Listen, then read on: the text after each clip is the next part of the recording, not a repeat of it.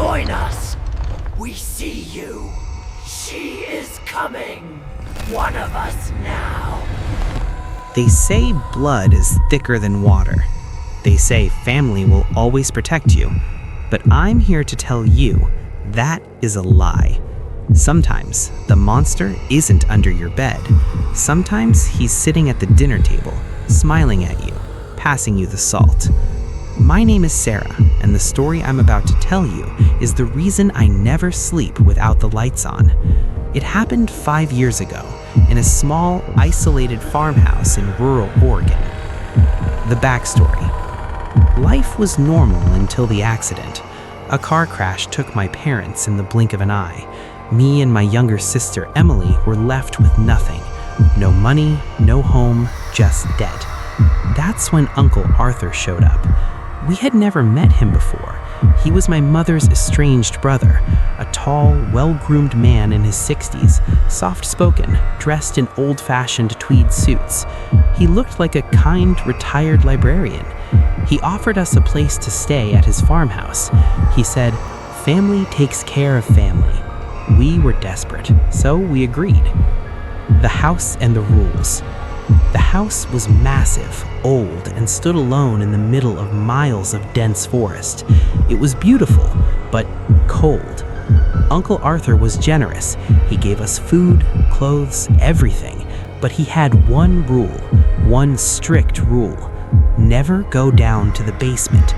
It's unsafe. The foundation is rotting. We believed him. Why wouldn't we? He was a saint. He donated to the local charity and people in the town respected him. But at night, the house changed. The strange occurrences. It started with the smells. Sometimes at 3 a.m., I'd wake up to a stench drifting up from the floorboards. It didn't smell like rotten foundation. It smelled like sulfur, burning meat, and something metallic like old copper. And then the visitors. Luxury cars would pull up the long gravel driveway in the dead of night. Rich-looking people, men in suits, women in veils, disappearing into the side entrance that led to the basement.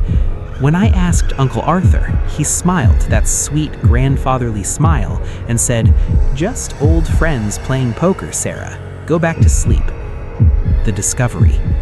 One night, the curiosity became too much. Uncle Arthur was supposed to be out of town. The house was empty, or so I thought. I heard a noise coming from the basement door, a low, rhythmic chanting. It sounded like a language I didn't recognize. Not English, not Latin, something guttural. I crept down the hallway.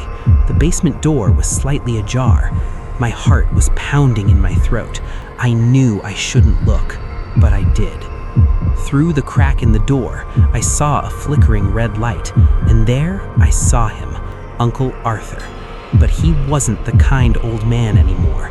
He was stripped to the waist. His pale skin was covered in black symbols painted in ink, or maybe blood. He was kneeling on the concrete floor inside a circle of salt. In front of him were photos of people from the town, and in his hand he held a doll, a crude fabric effigy pierced with rusted nails. He was chanting violently, rocking back and forth. His voice, it wasn't his voice. It was deep, scratching, demonic. I saw him pick up a photo of Mrs. Gable, our neighbor who had recently fallen mysteriously ill. He spat a black liquid onto her picture and laughed, a laugh that made my blood freeze. The confrontation. I gasped. I couldn't help it. The chanting stopped instantly. He didn't turn around slowly like in the movies. He snapped his head toward the door with inhuman speed. His eyes, God, his eyes, they were wide, dilated, purely black. No whites, just void. I tried to run, but my legs gave out. He was at the door in a second. He grabbed my arm. His grip was like iron claws. "Sarah," he whispered, but the voice was wrong. "You shouldn't have seen this." I was crying, begging him to let me go. He leaned close to my ear and said, "If you tell Emily, if you tell anyone, the things I do to these dolls will seem like a mercy compared to what I will summon for you." He threw me to the ground and locked the door. I ran upstairs, grabbed Emily, and barricaded us in our room. She thought I was crazy. I told her everything.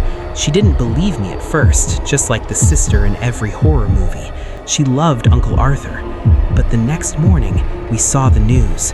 Mrs. Gable, the neighbor, she had died that night. The doctors said her organs just failed. Emily finally believed me. We waited until Uncle Arthur went out to the barn. We packed our bags in 2 minutes and ran. We ran through the woods until we reached the main road and hitchhiked to the nearest police station. The aftermath. The police raided the farm that evening. They found the basement room. They found animal bones. They found jars containing things I won't describe. They found a ledger, a book of names, names of people who paid him to remove their enemies.